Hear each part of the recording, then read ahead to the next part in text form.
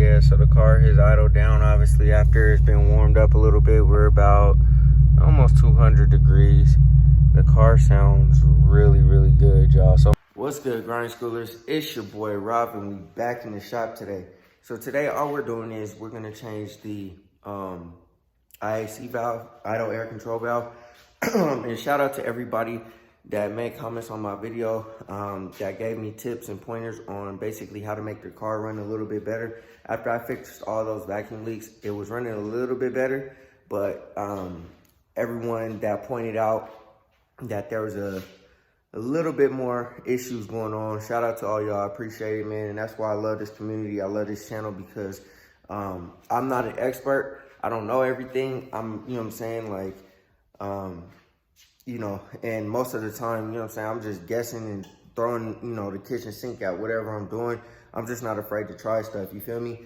So shout out to everybody that definitely dropped down in my comments some tips and the pointers on how to make this LT1 run a little bit better than it already does. So anyways, man, before you jump into the video, go ahead and hit that like button, hit that subscribe button, hit that bell notification so you get notification every single time I drop another video. And I also might start going live on the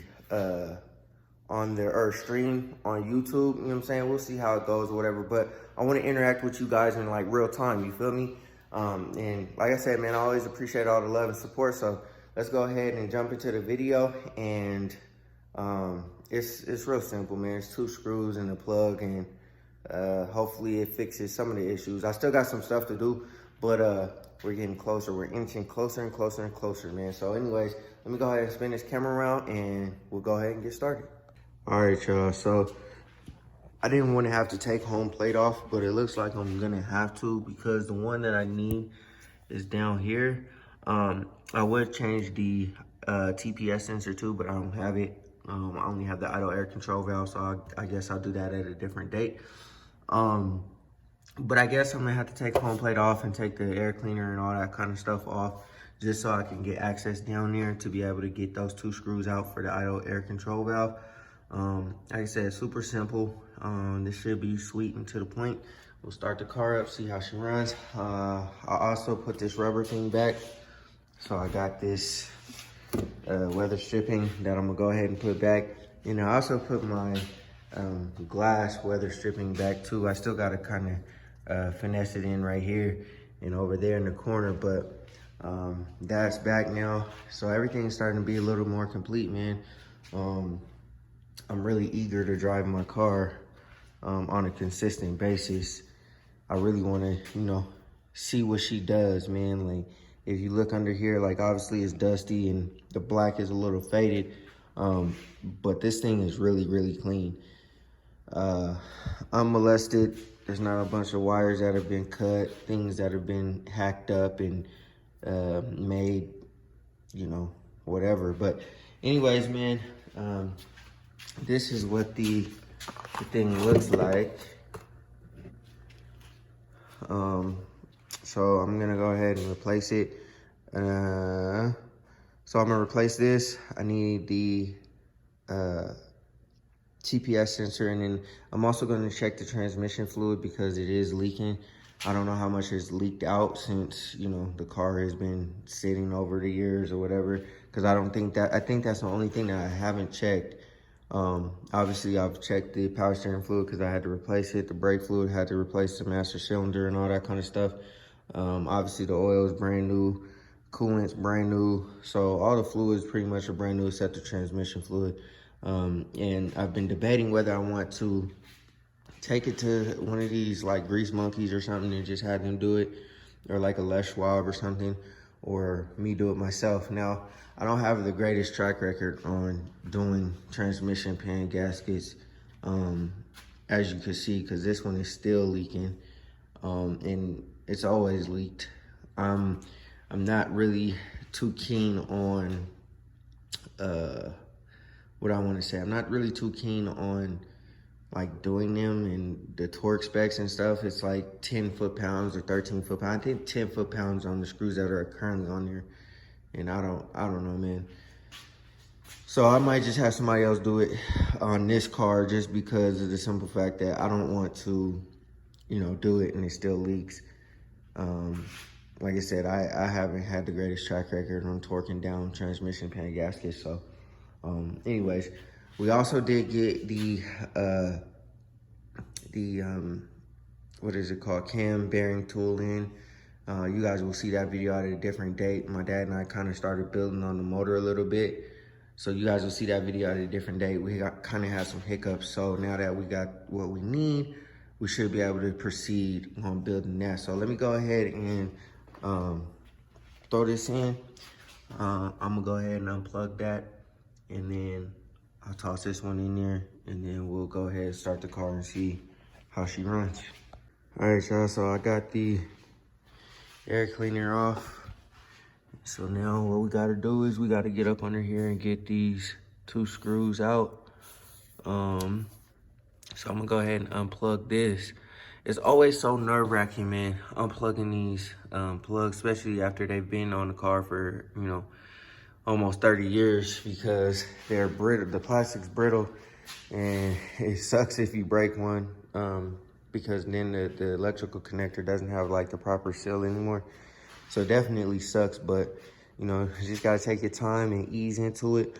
I'm also gonna change the ignition control module. As you can see, I changed the ignition coil and all that kind of stuff, and that has helped tremendously. Before I changed that, I was having a little bit of starting issues. And after changing this ignition control module, or not ignition control module, ignition coil, I mean, it's been, you know, wonders. I guess ignition control module's right here, not right there, but you know what I mean. Anyways, so I'll change that, and I'll change the TPS sensor, and we shouldn't have any issues, I'm hoping. But yeah, also this alternator needs to go. I'm probably gonna get a bigger alternator, because I'm gonna obviously run audio and stuff like that. So I'll probably get a bigger audio alternator. And then also too, these corner lights, man, these aftermarket corner lights, they're like, I don't know why they don't snap in like they're supposed to. But they're not snapping in like they're supposed to. So I think I'm gonna go with just a 1-piece light. And I'll probably get rid of these ones that I have on the car now. I wasn't gonna do the 1-piece light because I didn't really like it like that, but I mean, I don't like this either, you know what I'm saying? Like this, I can't rock like that. You know what I'm saying? There's like a huge gap in between the light and the fender, you know what I'm saying? So I think I'm gonna go ahead and rock with the 1-piece light. But obviously that would be when we get to it.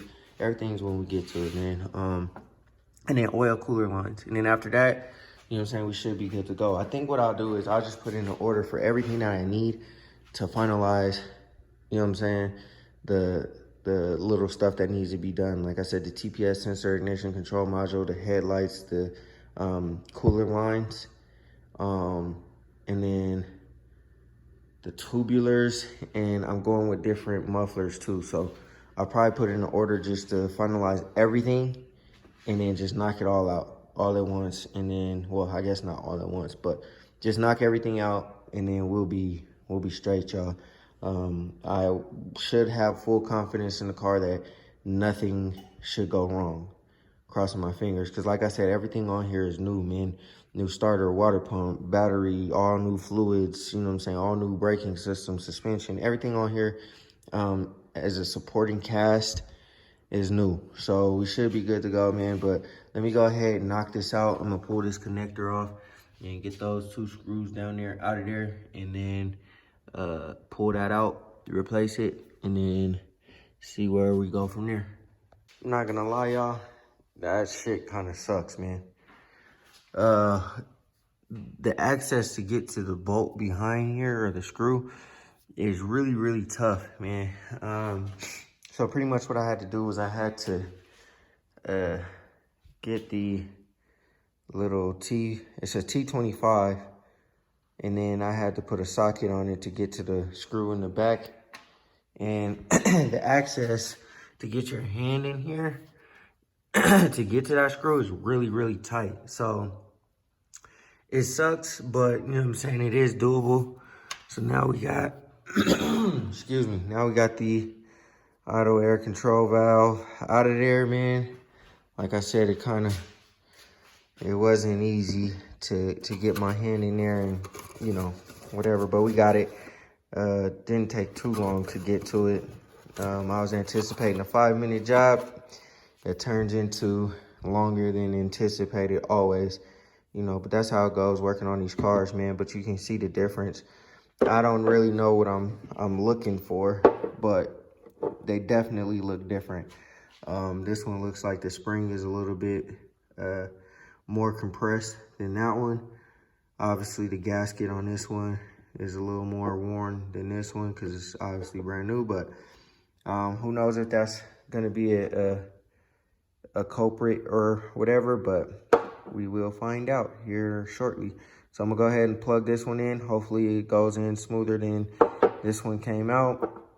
I'm trying to think about how I'm gonna get that bottom screw in as efficiently as possible, because I know that's gonna be a challenge trying to contort my hand in there to get the screw in. So I guess I'm gonna have to figure that out, and then once I get that in there, we can go ahead and start screwing it in. All right, y'all, so we got the IAC valve replaced. Shout out to Neil 647073, F-Fed, and Johnny Blade for y'all, you know what I'm saying? Let me know what I can replace on the motor to make it go or run like it needs to run. I definitely am going to take all those suggestions into account. Right now, I replaced the IAC valve. It wasn't too difficult getting it back in, you know what I'm saying? It was harder taking it out than getting it back in, but it's in now. I'm gonna just plug everything back up. Like I said, the TPS sensor, I need to go ahead and replace that, but I don't have one right now. When it comes in, I'll go ahead and replace that, but for now, we'll see what this does. It did look different than the one that came off of there, so I'm gonna go based on looks and see what it does. I mean, we'll obviously know once the car starts up.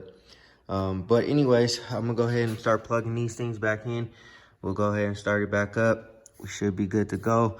Also, if you ever do, any of you guys do work on like any of these sensors or anything, I do recommend having one of these handy. I actually dropped the hex piece down in there a couple of times, and I had to retrieve it with this. So good thing it didn't drop too far where I can't see it or get access to it. We all know how this goes, dropping sockets down, you know, somewhere near the motor where it's hard to access or whatever. But one of these, you know what I'm saying, grab it, get it right out, keep it moving, you know what I'm saying? But let me go ahead and plug everything up, get everything back to where it needs to go. And hopefully that kind of fixes my issue. And if not, we'll just continue to keep knocking other things out. And then, you know, like I said, go from there. All right, y'all, so moment of truth is here. I got that little rubber thing on back there too. I gotta push it down some more, but it's on there for the most part. I got everything back together, so we'll go ahead and start the car up and see what happens on the first initial startup, man. Hopefully we got good results, but let's see. Let's see.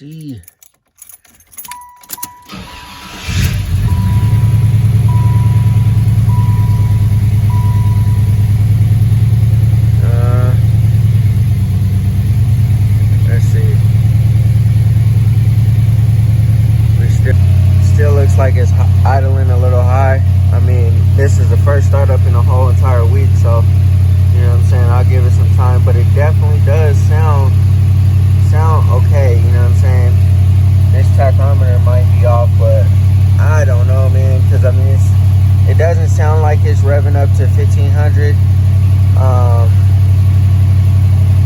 but the tachometer says 1500, so I don't know if obviously this needs some calibration. I'm sure it probably does, but it definitely doesn't sound like 1500 RPMs. If you look at my last video, the RPMs aren't even that high, and it sounds like it's really, really high. So I'm sure this probably just needs some calibration, because it definitely doesn't sound like it's that high. You know what I mean? But yeah, it sounds good. Let me go ahead and put it in like drive or whatever, and see what happens after that. Let's see here, or reverse, I guess.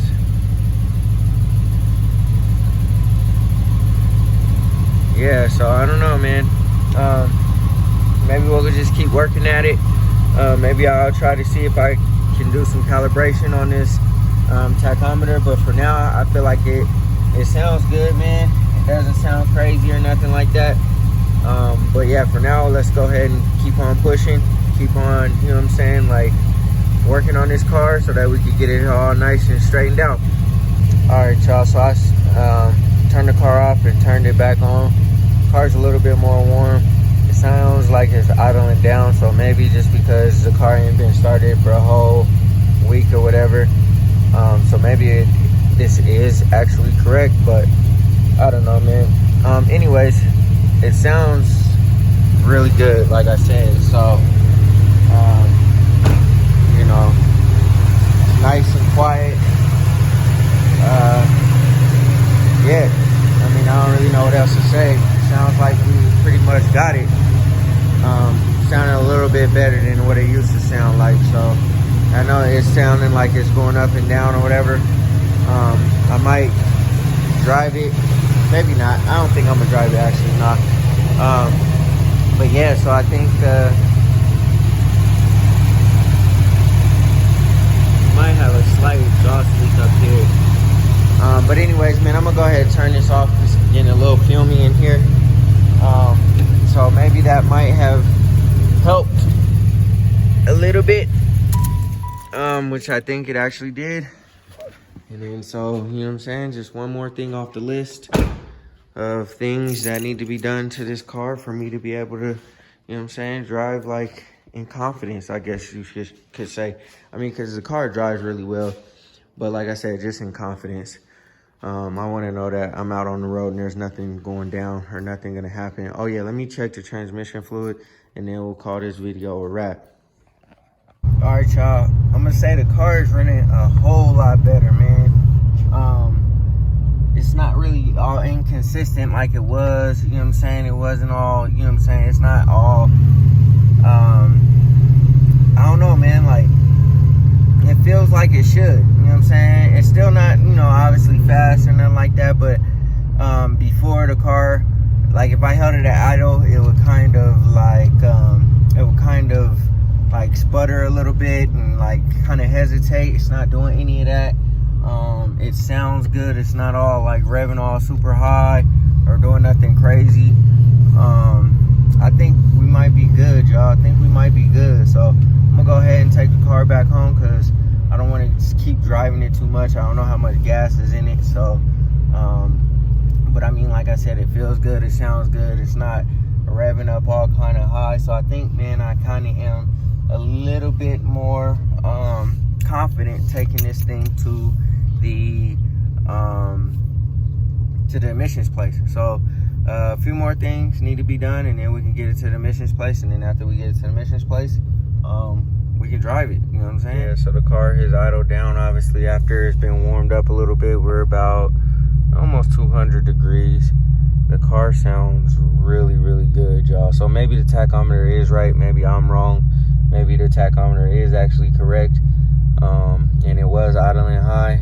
Like I said, the car hadn't been started for a whole week, so, but yeah, it sounds good, man. It sounds like it should, and we'll just, like I said, keep knocking stuff out until she's good to go. All right, grind schoolers, that's gonna do it for this video, man. I hope y'all enjoyed.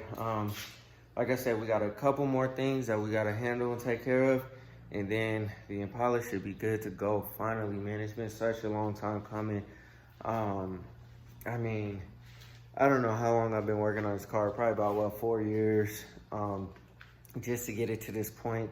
I started out with replacing the body panels that needed to be replaced, the headlight, stuff like that, because, so when I first got this car, I found out really quickly that the state had to inspect it because it is rebuilt from salvage or whatever. And I couldn't register the car until that was done. So I had to go ahead and replace, you know what I'm saying, the lights, make sure all the lights were working, make sure there's no hanging or jagged metal. Had to replace the fenders, the hood, the bumper, all that kind of stuff. So I did all of that. I immediately jumped into doing the brakes, and I changed all the wheel bearings because I thought that there was like this hideous noise coming from like when I would stop or when I was driving. It was this hideous noise.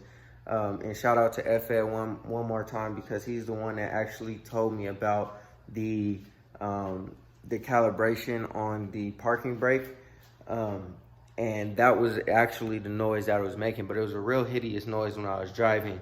And so I fixed all of that, got all that completed, and then I was able to get it to the state to get it inspected and all that kind of stuff. And then after that was just pretty much working on bodywork, trying to get the car painted. It was gone for almost a whole year, 10 months, I guess, to be exact. And just sitting at a shop, just sitting there, just, you know, rotting away or whatever. So then once I got it back, I immediately started to get back on it. Ended up messing up with the whole OptiSpark thing. The car wouldn't pass emissions because it was running terribly. And then so I just let it sit until I got the Elko done. And then I jumped back on it, finally was able to get it painted.